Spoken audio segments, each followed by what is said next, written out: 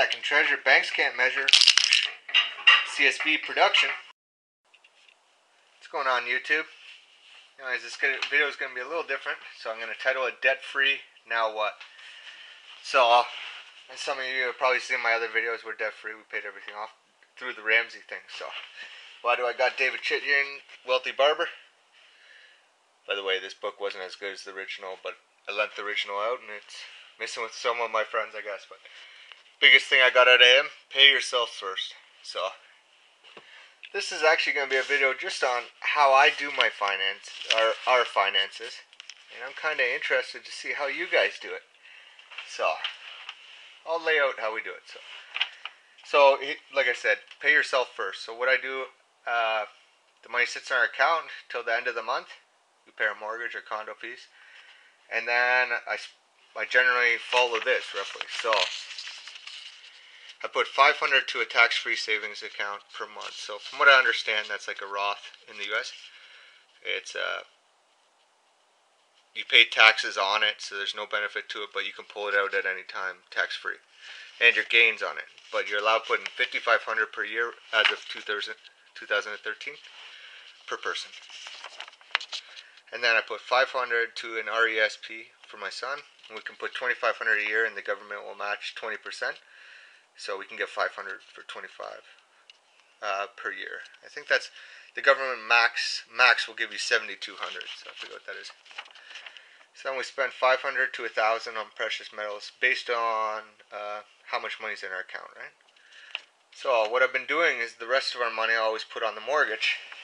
Now this is where it's going to get interesting. I'm going to put a link to a video I saw on YouTube that I really liked. Now it's going to be a little confusing, but essentially you make your checking account a line of credit, because I have money sitting in our checking account, like I just said, until the beginning of the next month, and then I spend it all. I get rid of it all. I don't like seeing a lot of money in our account because it's easier to spend, so it's all put into other accounts.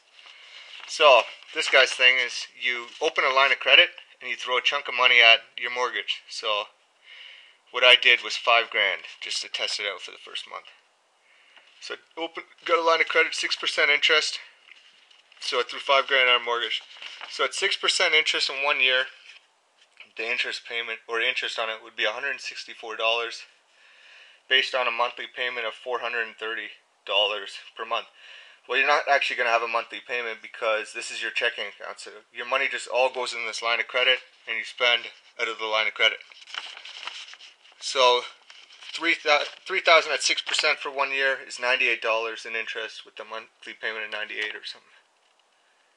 Maybe I wrote that one wrong down. But anyways, again, see, I used $3,000 because we have a couple thousand sitting in our account, so I'm only getting charged interest on half of the $5,000 right now. So what did the $5,000 do for us personally, putting it on the mortgage? Well, $5,000 on the mortgage took 1 year off our mortgage right off the bat. We have an interest rate of 2.89%. So it also switched over $14 per month from interest to principal.